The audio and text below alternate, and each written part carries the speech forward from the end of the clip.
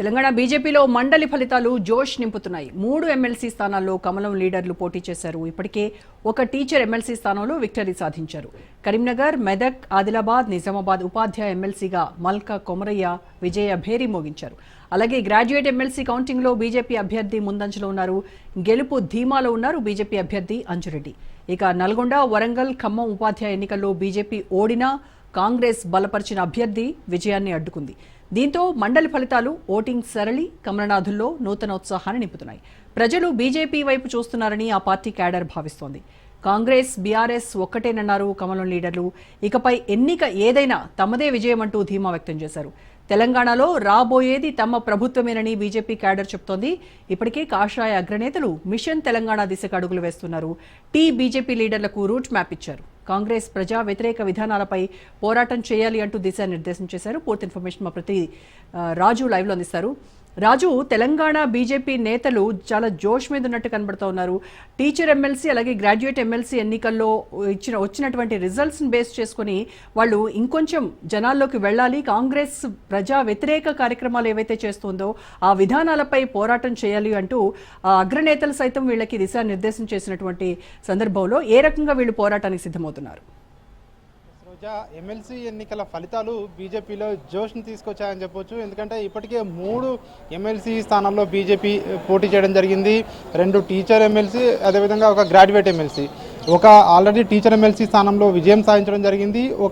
మరొక teacher MLC స్థానంలో ఇటు పీఆర్టీయూ విజయం సాధించడం జరిగింది. కానీ అక్కడ కాంగ్రెస్ పార్టీ బలపరిచినటువంటి వ్యక్తి ఓడిపోవడంతో ఇక్కడ బీజేపీ పార్టీ కూడా ఓడిపోయారు. అయినప్పటికీ బీజేపీ పార్టీ ఒక ఎమ్మెల్సీ స్థానాన్ని ఇప్పటికే తన ఖాతాలో వేసుకోవడం జరిగింది. ఇక గ్రాడ్యుయేట్ ఎమ్మెల్సీ స్థానంలో ఇప్పటికే కౌంటింగ్ కూడా కొనసాగుతూ ఉంది. దాంట్లో కూడా బీజేపీ అభ్యర్థి సి అంజిరెడ్డి ముందంజలో కొనసాగుతూ ఉన్నారు. ఖచ్చితంగా అది బీజేపీ కైవసం చేసుకుంటుందని చెప్పేసి కూడా ఇటు కమలనాథులు అయితే ధీమా అయితే వ్యక్తం చేస్తున్న పరిస్థితి కనిపిస్తూ ఉంది. సో ఏది ఏమైనప్పటికీ ఈ 3 ఎమ్మెల్సీ స్థానాల్లో ఇటు రాష్ట్రంలో అధికారంలో ఉన్న కాంగ్రెస్ పార్టీ 3 స్థానాల్లో పోటీ చేయలేదు. అటు బీఆర్ఎస్ పార్టీ కంప్లీట్గా ఎమ్మెల్సీ స్థానాలకు ఇటు పోటీలో అభ్యర్థిని నిలపలేదు. కాబట్టి 3 స్థానాల్లో అభ్యర్థులు నిలిపింది కేవలం బీజేపీ పార్టీయే. 2 స్థానాలు మేము గెలవబోతా ఉన్నామని చెప్పి కూడా ఒక ధీమా అయితే బీజేపీ పార్టీ నుంచి వస్తూ ఉంది. ఎందుకంటే ఇప్పటికే గత కొద్ది రోజులుగా కూడా ఇక బీజేపీ పని అయిపోయింది అని చెప్పేసి ఎవరైతే అన్నారో వాళ్ళందరికీ కూడా ఇదే సమాధానం అని చెప్పి ఇటు కమలనాథులు చెప్తున్న పరిస్థితి మనకు కనిపిస్తూ ఉంది. రాబోయే రోజుల్లో ఎన్నికలు ఏవైనా అవి జిహెచ్ఎంసీ ఎన్నికలు అయినా కావచ్చు, అదేవిధంగా ఇటు స్థానిక సంస్థల ఎన్నికలైనా కావచ్చు, ఆ తర్వాత వచ్చే అసెంబ్లీ ఎన్నికలు కావచ్చు, ఖచ్చితంగా బీజేపీయే రాష్ట్రంలో తెలంగాణలో జెండా ఎగరేస్తుందని చెప్పి కూడా ఇటు బీజేపీ నేతలు అయితే ఒక ధీమా అయితే వ్యక్తం చేస్తూ ఉన్నారు. ఇప్పటికే అధిష్టానం పెద్దలు తెలంగాణపై ప్రత్యేక దృష్టిని అయితే కేంద్రీకరించడం జరిగింది. ఇప్పటికే ఢిల్లీలో బీజేపీ విజయం సాధించిన తర్వాత నెక్స్ట్ తెలంగాణపై ఫోకస్ అయితే పెట్టడం జరిగింది. 2028 టార్గెట్గా ఇప్పటి నుంచే బీజేపీ నేతలు పావులైతే కదుపుతున్నట్టుగా కూడా మనకు కనిపిస్తూ ఉంది. ఎందుకంటే ఇప్పటికే గతంలో బీఆర్ఎస్ పరిపాలన రాష్ట్రంలో చూశారో, ఇప్పుడు కాంగ్రెస్ పరిపాలన ఏడాదిలోనే అన్ని రంగాల్లో ఇచ్చిన హామీలు అమలు చేయడంలో వైఫల్యం చెందింది. కాబట్టి ఖచ్చితంగా ప్రజలందరూ కూడా విద్యావంతులు కావచ్చు, అదేవిధంగా గ్రాడ్యుయేట్లు కావచ్చు, ఇటు టీచర్లు కావచ్చు, ఎవరైనా సరే అందరూ కూడా అన్ని వర్గాల ప్రజలు బీజేపీ వైపే చూస్తూ ఉన్నారు. బీజేపీయే తెలంగాణలో ఆల్టర్నేట్ పార్టీ కాబోతా ఉంది. కాబట్టి ఖచ్చితంగా రాబోయే రోజుల్లో బీజేపీకి మంచి ఫలితాలు వస్తాయని చెప్పి కూడా ఇటు పార్టీ నేతలు ధీమా అయితే వ్యక్తం చేస్తూ ఉన్నారు. దీనికి సంబంధించి ఇప్పటికే పార్టీ పెద్దలు రాష్ట్ర నేతలతో ఎప్పటికప్పుడు కూడా మాట్లాడుతున్న పరిస్థితి కనిపిస్తూ ఉంది. ఎందుకంటే రాష్ట్రానికి సంబంధించినటువంటి రాష్ట్ర అధ్యక్షుడు కూడా ఈ 2-3 రోజుల్లో ప్రకటించే అవకాశం ఉన్నట్టుగా కూడా పార్టీ వర్గాల ద్వారా సమాచారం అంతా ఉంది. ఇక ప్రజల్లోకి వెళ్లేందుకు కూడా ఇటు కమలనాథులు సమాయత్తం అవుతా ఉన్నారు. ప్రజల్లోకి కొత్త కార్యక్రమాలు తీసుకొని కాంగ్రెస్ పార్టీ ఇచ్చిన హామీలు ఏవైతే అమలు చేయలేదో వాటిపై పోరుబాట పట్టేందుకు నూతన అధ్యక్షుడు నియామకం కాగానే ఇక ప్రజల్లో ఉండే విధంగా కూడా ఒక కార్యాచరణ రూపొందించుకుని ముందుకు వెళ్లేందుకైతే సిద్ధపడతా ఉన్నారో. ఈ ఎమ్మెల్సీ ఎన్నికల ఫలితాలు ఏవైతే వచ్చాయో ఇవి తమకు బూస్ట్ ఇచ్చాయని చెప్పి కూడా ఇప్పటికే పార్టీ నేతలు చెప్తున్న పరిస్థితి కనిపిస్తూ ఉంది. దక్షిణ భారతదేశంలో బలపడేందుకు తెలంగాణ ఒక గేట్వే ఆఫ్ సౌత్ ఇండియాగా ఉపయోగపడుతుందని చెప్పి కూడా ఇటు బీజేపీ నేతలు భావిస్తున్న పరిస్థితి కనిపిస్తూ ఉంది. ఇప్పటికే 2 కేంద్ర మంత్రులు తెలంగాణ నుంచి ప్రాతినిధ్యం వహిస్తూ ఉన్నారు. కాబట్టి 2 కేంద్ర మంత్రులు కూడా ఇప్పటికే ఏదైతే ఎమ్మెల్సీ ఎన్నికల్లో విస్తృతంగా ప్రచారం కూడా చేయడం జరిగింది.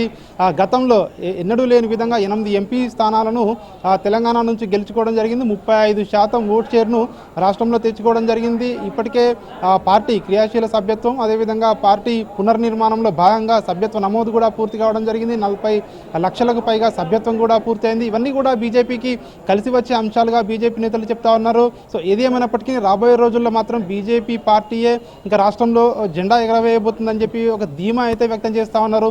ఈ ఎన్నికలు అధికార పార్టీ యొక్క పరిపాలన వైఫల్యానికి నిదర్శనం అని చెప్పి కూడా బీజేపీ నేతలు అయితే వ్యాఖ్యలు చేస్తున్న పరిస్థితి కనిపిస్తూ ఉంది. రాబోయే జీహెచ్ఎంసీ ఎన్నికలు కావచ్చు, లోకల్ బాడీ ఎన్నికలు కావచ్చు, అదేవిధంగా ఆ తర్వాత వచ్చే అసెంబ్లీ ఎన్నికలు కావచ్చు, బీజేపీ ఖచ్చితంగా అధికారంలోకి రాష్ట్రంలో అధికారంలోకి వస్తుంది అని చెప్పి బీజేపీ నేతలు అయితే ఒక ధీమా అయితే వ్యక్తం చేస్తున్న పరిస్థితి కనిపిస్తూ ఉంది.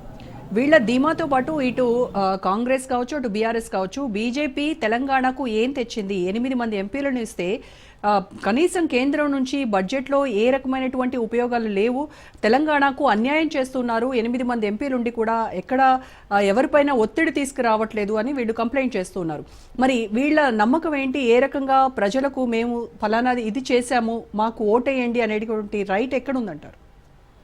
ప్రధానంగా దీనిపై అయితే ఇటు కాంగ్రెస్ నేతలకు, ఇటు బీఆర్ఎస్ నేతలకు బీజేపీ నేతలు ఎప్పటికప్పుడు అయితే కౌంటర్ ఇస్తూ ఉన్న పరిస్థితి కనిపిస్తూ ఉంది. గత 10 ఏళ్లలో తెలంగాణకు 9 లక్షల కోట్ల నిధులు వచ్చాయని చెప్పి కూడా ఇటీవల కేంద్ర మంత్రి కిషన్ రెడ్డి పార్లమెంట్ ఎన్నికల ముందు ఒక పుస్తకాన్ని కూడా విడుదల చేయడం జరిగింది.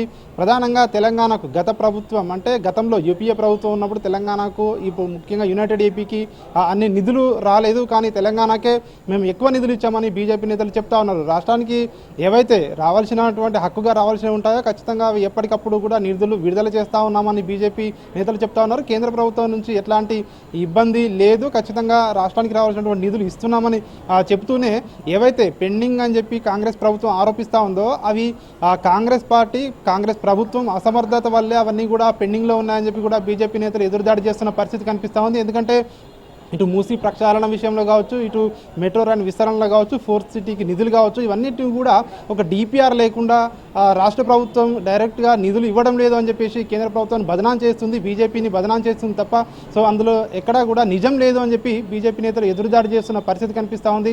దానికి సంబంధించిన డిపిఆర్లు కానివచ్చు, అదేవిధంగా దానికి సంబంధించిన ఒక ప్రణాళిక అసలు ఏం చేయబోతా ఉన్నారో లేదు. అయినప్పటికీ ఇటు బీజేపీని, ఇటు కేంద్ర ప్రభుత్వాన్ని విమర్శలు చేస్తూ ఉన్నారు. కేవలం రాజకీయ పబ్బం గడుపుకోవడానికి మాత్రమే కాంగ్రెస్ నేతలు ఇట్లాంటి ఆరోపణలు చేస్తూ ఉన్నారని బీజేపీ నేతలు చెప్తా ఉన్నారు. అదేవిధంగా కాంగ్రెస్ పార్టీ ఏదైతే ఎన్నికల ముందు రాష్ట్రంలో ఇచ్చిన 6 గ్యారంటీలు కావచ్చు, ఇతర హామీలు కావచ్చు, ఆ హామీలు అమలు చేయలేక ప్రజలను అటెన్షన్ డైవర్షన్ చేయడానికి మాత్రమే ఇట్లాంటి ఆరోపణలు చేస్తూ ఉన్నారు. కేంద్ర ప్రభుత్వం తెలంగాణకు సాయం చేయడం లేదని చెప్పి మాత్రం ఇట్లాంటి ఆరోపణలు చేస్తూ ఉన్నారు తప్ప అందులో నిజం లేదని చెప్పేసి ఇటు కేంద్ర మంత్రులు కావచ్చు, ఎంపీలు కానివచ్చు, బీజేపీ ఎమ్మెల్యేలు కావచ్చు చెప్తున్న పరిస్థితి అయితే మనకు కనిపిస్తూ ఉంది. Right, thank you Raju.